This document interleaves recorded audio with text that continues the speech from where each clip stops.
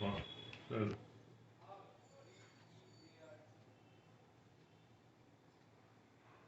Sell এটা যে নম্বর doctor দিলাম, এটা হচ্ছে সেল।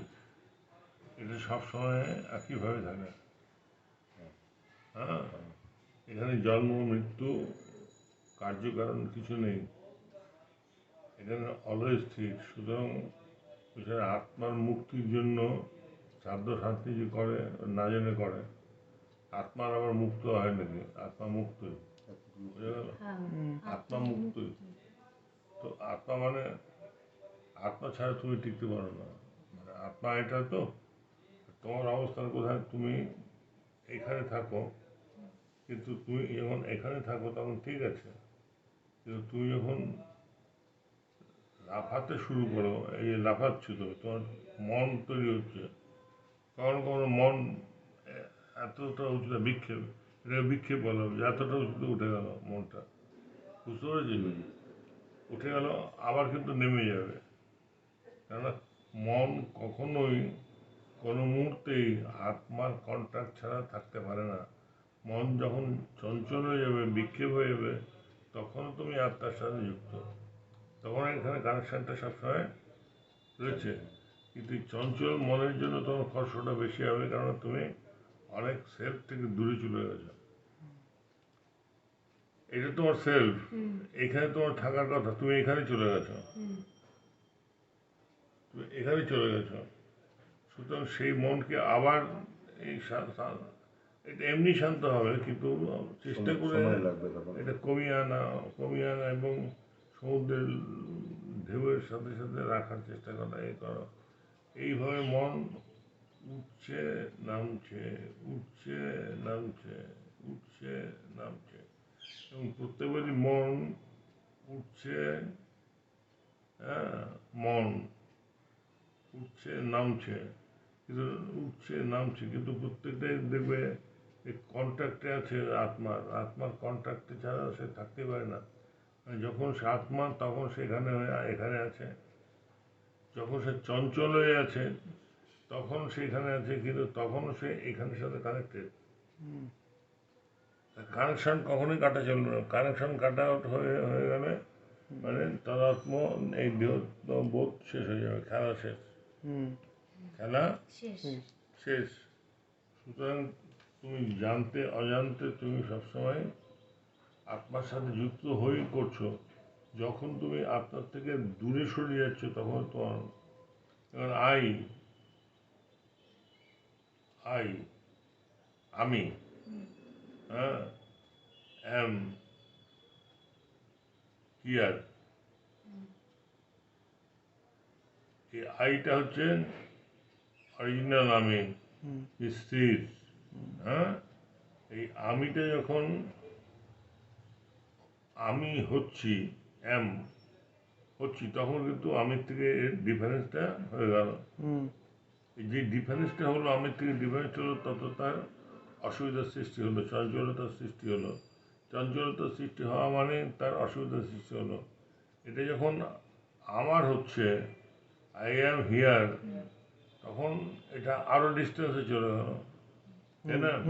আমি হই এটা, এই যে আমি হচ্ছে অরিজিনাল, এটা হই এটা, এটা হচ্ছে সাবজেক্ট, এটা হচ্ছে অবজেক্ট।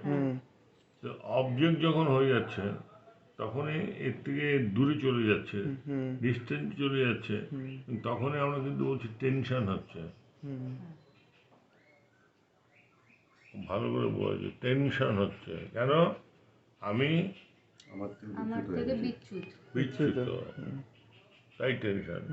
তো সেই টেনশন থেকে দূর করতে গেলে এই আমি থেকে আবার এদিকে এখানে নিয়ে আসতে হবে।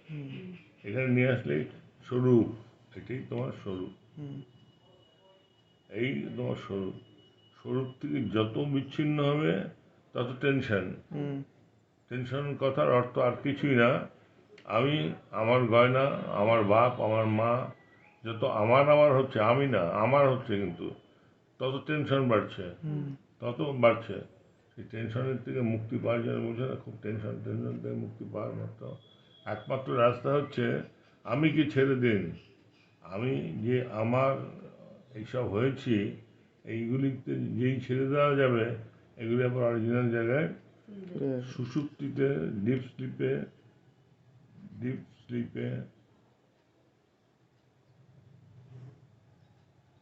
স্লিপে এই আমিটা টেনশন মুক্ত হয়ে নিজের স্বরূপে অবস্থান করে, নিজের জায়গায় অবস্থান করে। তাই আমরা বুঝতে পারি না যে আমি কোথায় আছি, কীভাবে আছি। হ্যাঁ, এটা হচ্ছে অরিজিনাল জায়গা।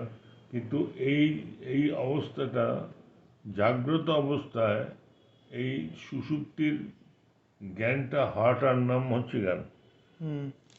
মানে জাগ্রত অবস্থায় তোমার সুষুপ্তির জ্ঞানটা হবে, সেটাই তোমার জ্ঞান, তখনই তোমার মুক্তি। সুতরাং আমি আমাতে থাকো, আপনাতে আপনি থেকো মন, যেও নাকো কারো ঘরে। এই হচ্ছে সেই আপনাতে আপনি থাকো মন, যেও নাকো কারো ঘরে। কারো ঘরে হলে কিন্তু এরকম এরকম অবস্থা হচ্ছে মনে হচ্ছে বিশৃঙ্খল।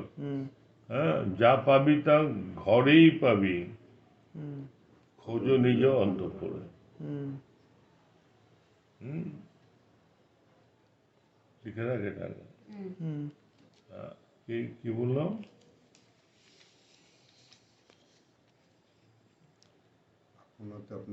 আপনার থাকে আপনাতে আপনি থাকো মন, জিও নাকো পরের ঘরে।